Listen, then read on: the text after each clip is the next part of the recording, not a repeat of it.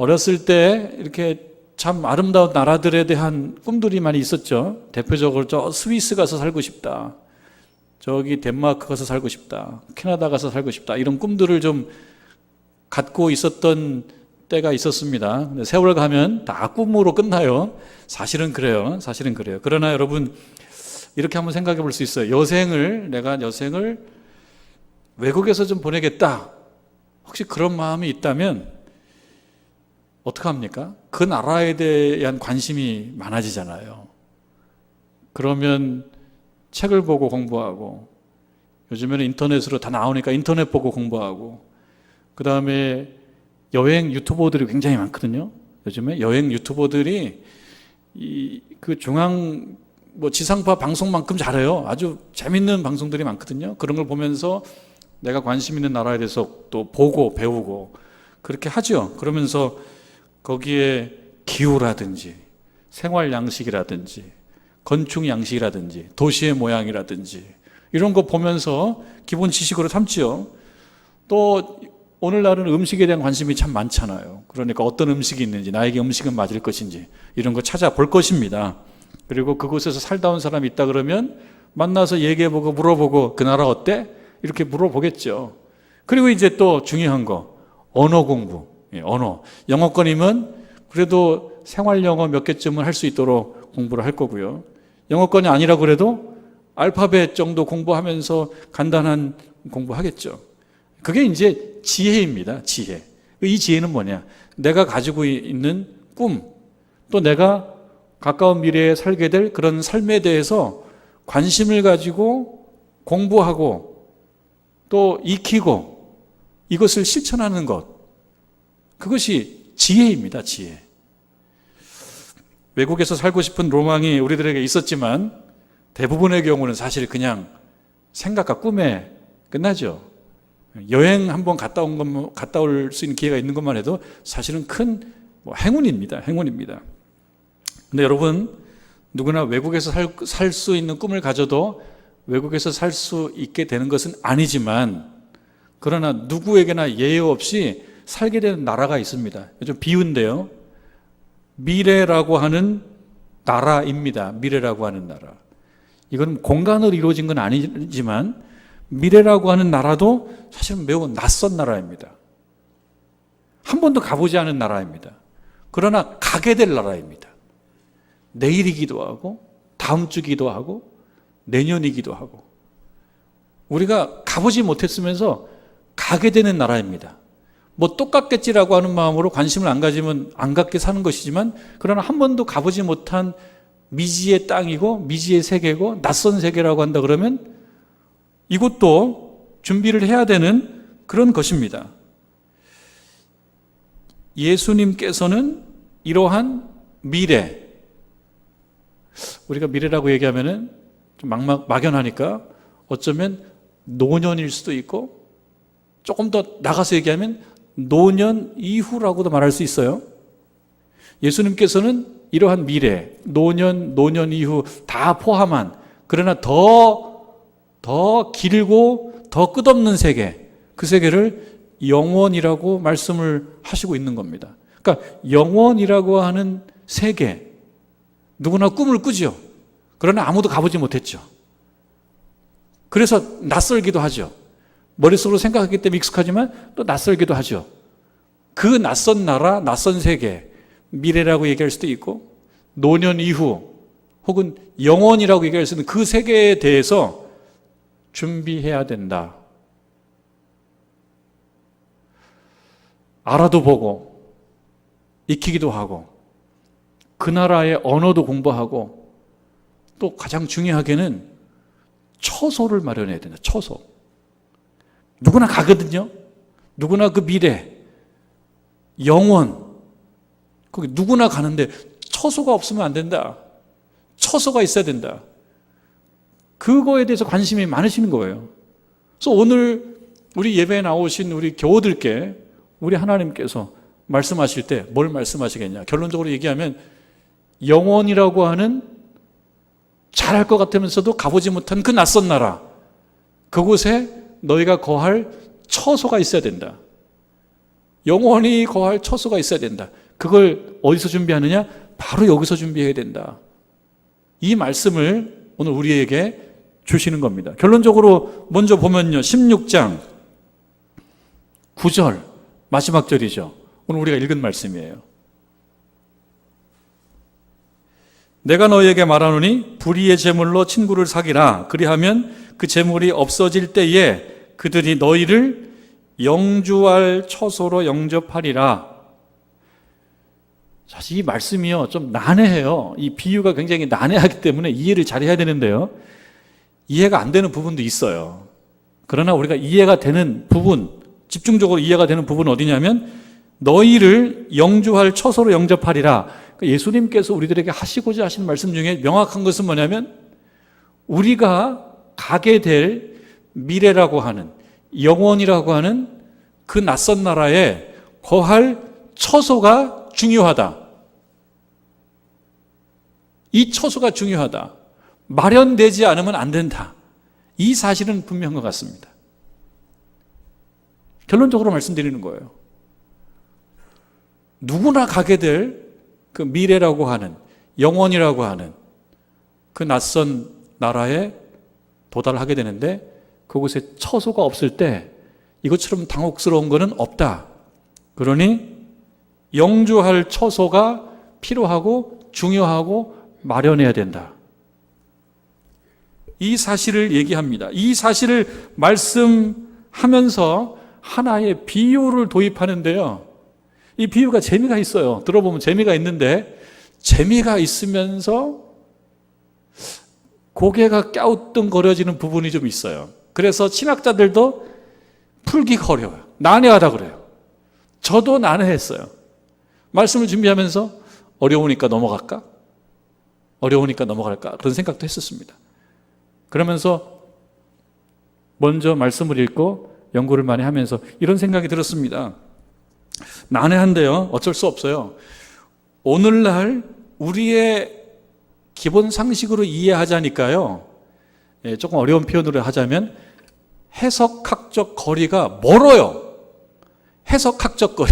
이건 뭘 얘기하냐면 2000년 이상 떨어져 있는 세계의 비유예요. 공간적으로 많이 떨어져 있어요. 우리가 경험하지 못한 것들을 경험했습니다. 예수님과 그 시대 사람들은. 우리가 알지 못하는 것 알고 있고요. 우리가 알지 못하는 여러 이야기에 대한 기초 지식이 있고요. 그러다 보니까 이게 정확히 뭘 얘기하는지 해석학적 거리가 있습니다. 그럼에도 불구하고 예수님께서 이 비유를 통해서 말씀하시려고 하는 것은 그리 어렵지 않고 단순하다. 그러한 기본 이해를 가지고 비유를 한번 공부해 보려고 합니다. 비유. 예수님께서 말씀하신 비유. 재미있으면서 난해하면서 고개도 갸우뚱거리게 만드는 그런 이 비유 한번 보고자 합니다. 여러분, 예수님께서 제자들에게 말씀하십니다. 16장 1절에 보니까 또한 제자들에게 이르시되, 이렇게 시작해요. 제자들에게 이르시되 어떤 부자가 있었다, 이렇게 시작합니다. 옛날에 어떤 부자가 있었다, 이렇게 시작합니다.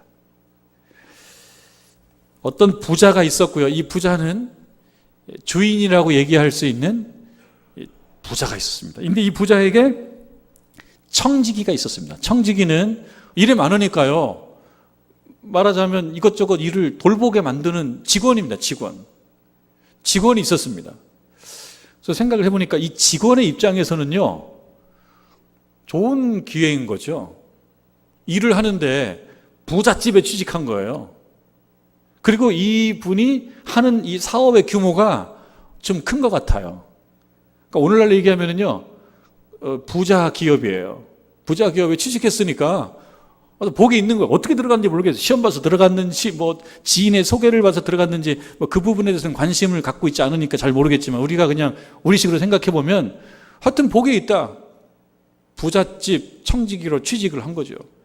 그리고요, 권한이 많아서 이 부자 사장님이 이 하는 모든 사업을 본인이 다 이렇게 정리하는, 본인이 다 이렇게 하는 그런 일들을 맡았어요. 그러니까 자금도 본인이 관리하기도 하고 이런 일을 맡았던 거예요. 그러니까 좋은 자리에 있는 겁니다. 좋은 자리에 있는 거예요. 좋은 자리에 있게 되면 유혹도 있죠.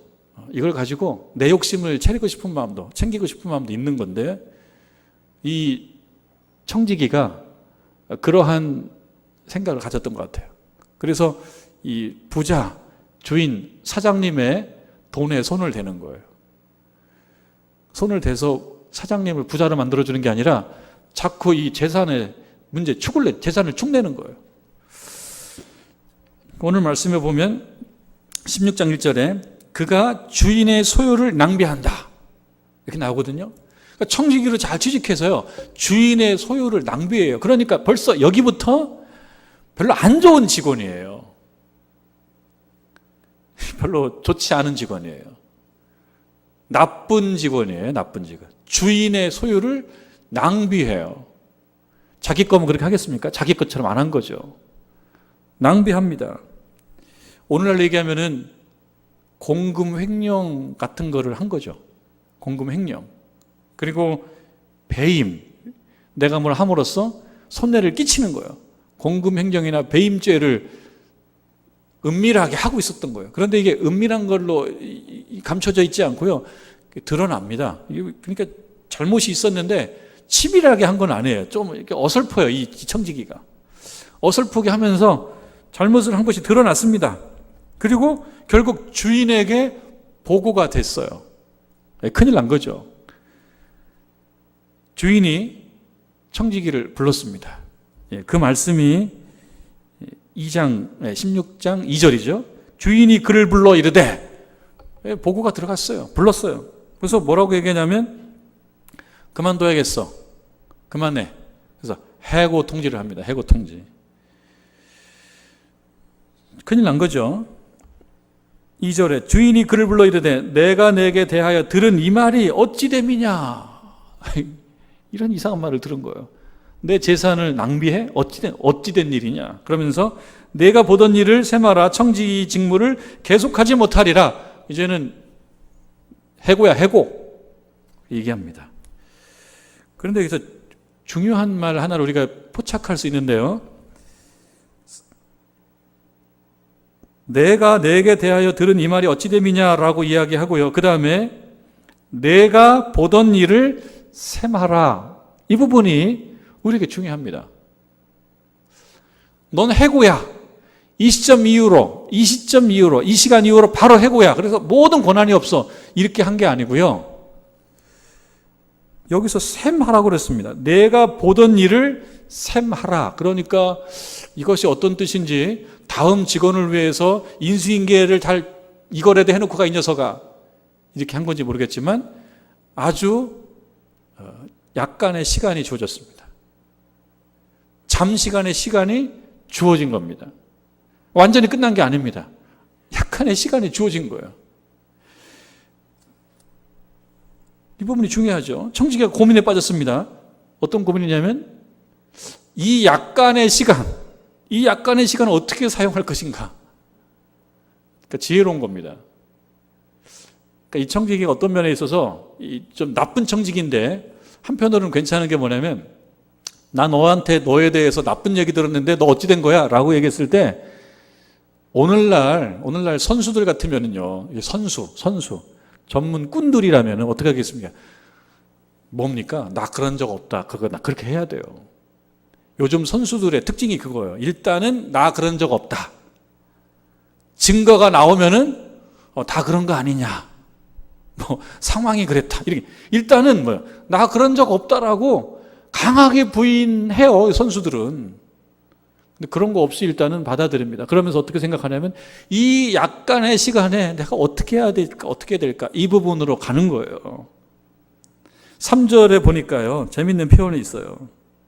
끝에 땅을 파자니 힘이 없고 빌어먹자니 부끄럽구나.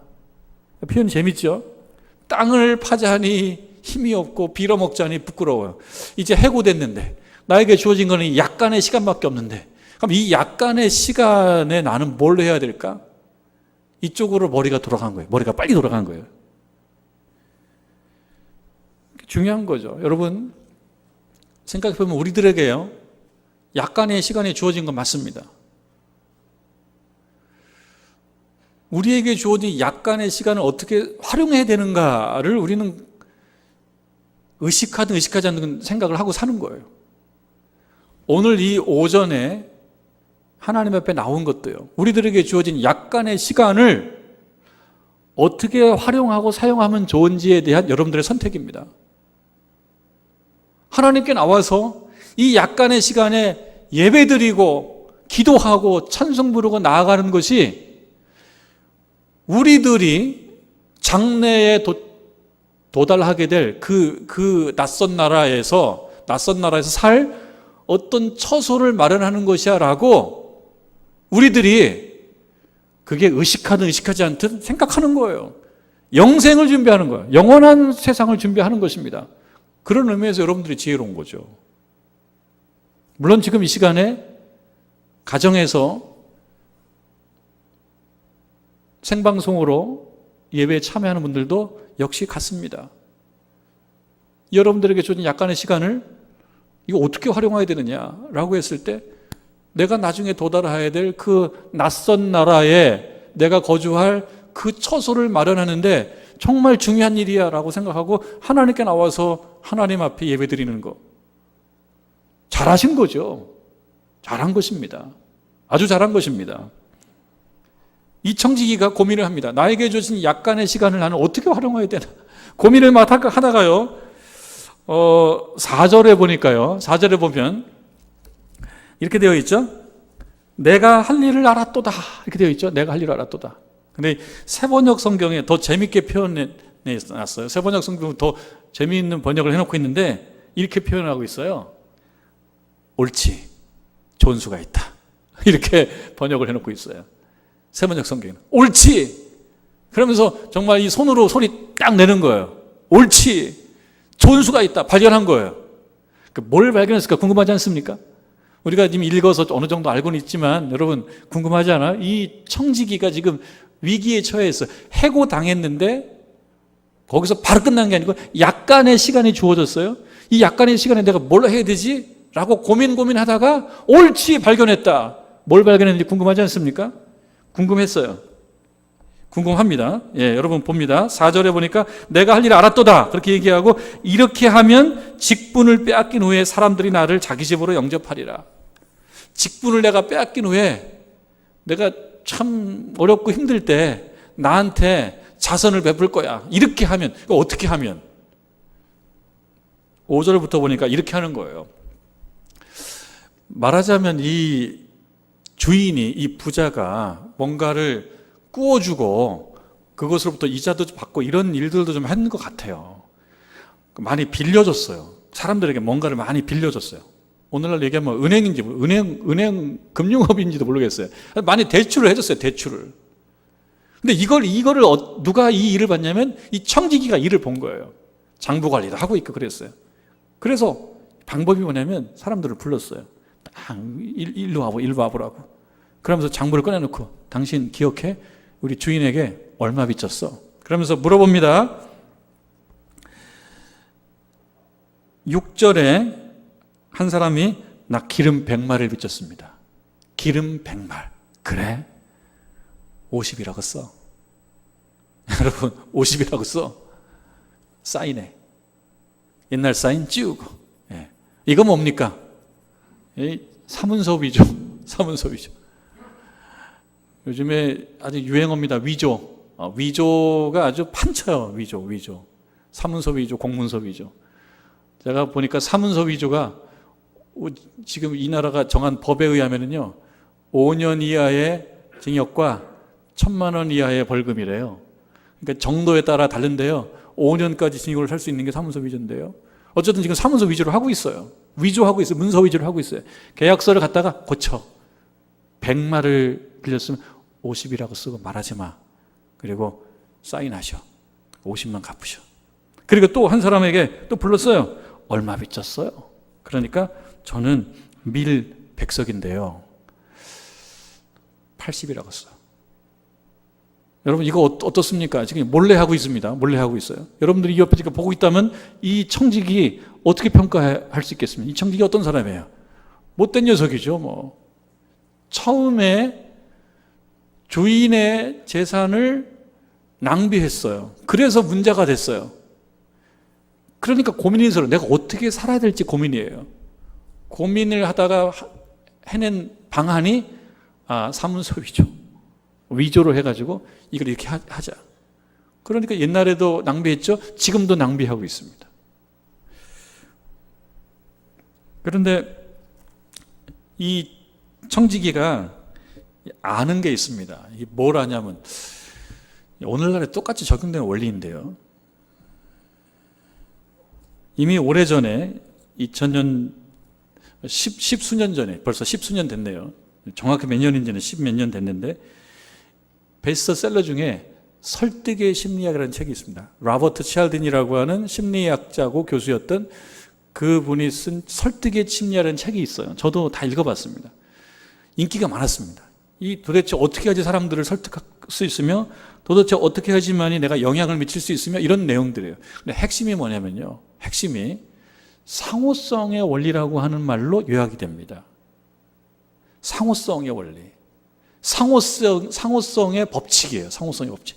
쉽게 얘기하면 뭐냐면요. 쉽게 얘기하면 내가 누구에게 1,000원의 서비스를 베풀면 그 사람도 나에게 1,000원의 서비스를 베풀 빚을 갖는다. 그것이 핵심이에요. 쉽게 얘기하면 뭐냐면요. 가는 정이 있으면 오는 정이 있다. 반대로 오는 정이 있으면 가는 정이 있다. 이거예요. 이게 상호성의 원리입니다. 여러분들 간혹 그 마케팅 중에 어떤 물품을 가정에 쓰라 그래요. 그냥 조건 없이 일주일간 쓰십시오. 그리고 좋으면 계약하십시오. 안 좋으면은 반납하시는데 아무 조건이 없습니다. 여러분 이 기업하는 사람들은 손해보고 하겠습니까? 다 그 안에 원리가 들어가 있어요. 그 어떤 원리가 들어가 있냐면 상호성의 원리가 들어가 있어요. 일주일 동안 사용하면 그 다음에 일주일 동안 사용한 빚이 마음에 있어요. 일주일 동안 사용한 빚을 좀 갚아줘야지라고 이걸 무시하고 그냥 그 반납할 용기 있는 사람들이 얼마나 많겠어요. 그러니까 이게 다 계산이 있는 거예요. 그리고 이 상호성 원리라고 하는 것은 기업과 정치, 정경유착에서도 우리가 말하는 정경유착 다 이 상호성 원리 때문에 그런 거예요. 힘이 있는 자리에 있는 사람에게 내가 어떤 박스에 넣든 뭔가를 넣어가지고 돈을 넣든 뭘 넣든 제공을 하면은 이걸 받은 사람들이 그에 대해서 뭔가를 또 주는 거예요. 그게 기브 앤 테이크라고 하는 것이 옳고 그름을 떠나서요. 사실은 좋은 건 아니죠. 좋은 건 아닌데요. 그렇게 많이 한단 말이에요. 왜 접대를 하냐면 접대라고 하는 것은 주는 거예요. 내가 이렇게 주면 저 권력자가 나중에 나에게 뭔가를 갚아줄 거라고 하는 기대를 갖고 하는 겁니다. 그러니까 이 상호성의 원리라고 하는 것은 나쁜 상황에서도 적용돼서 행사가 되기도 하고 어떤 경우에는 좋은 상황에서도 많이 이루어집니다. 내가 누구에게 뭔가를 주면 그 사람도 나에게 줄 거야. 반대로 얘기하면 내가 누군가에게 뭔가를 주지 않으면 다른 사람도 주지 않을 거야. 여러분 한번 어떤 사람에게 집중적으로 인사를 해보지 말아보세요. 그 사람도 집중적으로 인사 안 합니다. 어떤 사람에게 집중적으로 뭔가를 줘보세요. 눈총을 줘보세요. 어떤 사람에게 집중적으로 눈총을 줘버리면 어느 날 그분도 집중적으로 눈총을 줄 겁니다. 가만히 있지 않아요. 기브 앤 테이크예요. 기브 앤 테이크. 이 원리는요. 좋은 상황에서도 적용되고 그렇게 좋지 않은 상황에서도 적용이 됩니다. 이걸 지혜롭게 사용하면 좋아요. 근데 이 청지기가요. 지금 본인은 상호성 원리라고 하는 용어를 이해하고 말하는 것 같지는 않지만 알고 있는 거예요. 내가 이 사람에게 2분의 1 또는 10분의 2 이렇게 혜택을 주면 이 사람도 나중에 나에게 혜택을 줄 거라고 하는 계산, 머리가 돌아가는 거예요. 머리가 잘 돌아가는 게 머리가 잘 돌아가는 거예요. 우리가 볼 때는 못됐죠. 자기 돈도 아니면서 남의 돈 가지고 훔쳐다가 써먹으니까 이건 불이한 돈이에요. 불이한 돈. 불이한 사람인 거죠. 그런데 여러분 8절에 보니까요. 8절에 보니까 이 부분을 우리가 이해하기가 어려워요. 좀 이해하기가 어려워요. 주인이 이 옳지 않은 청지기가 이를 지혜롭게 하였으므로 이 한 문장에 굉장한 반전이 있습니다.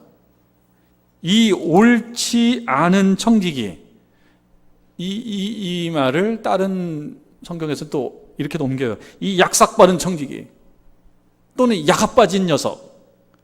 이 약은 녀석이 일을 어떻게 합니까? 지혜롭게 한다. 그러니까 앞에는 옳지 않은이라고 하는 부정적인 용어가 들어갔는데 뒤에는 지혜로운이라고 하는 그거하고 반대된 좀 반전이 있는 표현이 들어간단 말이에요. 그러니까 이 부분이 이해하기가 어렵습니다. 우리 같았으면 어떡할까요? 우리 같았으면. 내가 주인이라면은 아니 이 녀석한테 당장 해고하지 않고 정리할 수 있는 약간의 시간을 줬더니만 고작 한다는 것이 또 축내고 있어? 이제는 저 고발해야 되겠다. 그래가지고 좀 그 교도소에 가둬야 되겠다. 이런 마음도 갖게 만드는데 이 주인은 그러지 않고 이 옳지 않은 청지기가 이를 지혜롭게 하였으므로 칭찬하였다라고 얘기합니다. 이 부분이 좀 이해하기가 어렵죠. 해석학적 거리가 멀어요. 그러면서 여러분 칭찬하였다라고 이 비유는 사실 끝납니다. 그리고 두 번째 그 8장 그 후반부에는 이런 말씀이 있잖아요. 이 세대의 아들들이 자기 시대에 있어서는 빛의 아들들보다 더 지혜로움이라. 지혜로움이라고 하는 말을 썼지만 이 말은 이 세대의 아들들에게 있어서는 약삭빠른 행동이에요. 그리고 이 주인이 지금 얘기합니다. 이 옳지 않은 청지기, 이 약은 녀석이 하는 것을 보니까 아이고 이런 쪽으로는 참 머리가 잘 돌아가는구나. 참 굶어 죽지는 않겠다. 이 말을 칭찬하였다라고 표현을 하고 있는 겁니다. 우리가 봐도 꼭 칭찬받을 일은 아니죠. 권장할 만한 일이 아니죠. 이렇게 살아라 꼭 그런 말은 아니죠. 그런데 이렇게 평가는 할 수 있죠. 아유 참 굶어 죽지는 않겠다. 이 세상에서 돈 좀 벌고는 살겠다. 네 살 길은 하겠다. 이렇게 얘기를 하는 겁니다. 그러니까 어떻게 보면 칭찬이고 어떻게 보면 아니고, 근데 여기서는 칭찬이라고 표현을 한 것입니다. 어떤 관점에서 칭찬받을 만하냐면 이 세대의 아들들에게서 보여주는 그런 삶의 어떤 모습들, 이거를 놓고 보면 실력 좀 있는 겁니다. 실력이 있는 거예요. 여러분 누구나 다 약삭빠르게 할 수 있는 것도 아니에요. 우리가 뭔가 잘못하면 얼굴에 다 표가 나요. 얼굴에 다 표가 난다고요. 근데 약삭빠르게 하는 건 얼굴에 표도 안 나야 돼요. 지금 오늘날 우리가 언론을 보면서 매우 유감스러워하는 것들이 많이 있지 않습니까? 위조도 많이 하고 잘못도 많이 하고 그렇게 많이 하는데 전혀 표가 안 나요. 표가 안 나요. 그것을 실력이라고 볼 수 있을까요? 어떻게 저렇게 표가 안 날까? 우리 같았으면 그냥 전전긍긍하고 누가 나를 볼까 말까 염려하고 부끄러워하고 그럴 텐데 부끄러워하지 않는 것도 실력이다. 참 부끄러워하지 않는 것도 실력이다. 제 방에 책 한 권 제가 한두 번 소개한 책인데 추친닝이라고 하는 대만계 여성이 쓴 책입니다. 꽤 됐습니다. 서점에서 찾아볼 수가 없어요. 승자의 심리학이라는 책인데 승자의 심리학. 영어 제목은 Black Heart, 검은 마음, thick face야. 두꺼운 얼굴. 제목이 그거예요. 근데 한국말로 된 번역 그 제목이 승자의 심리학.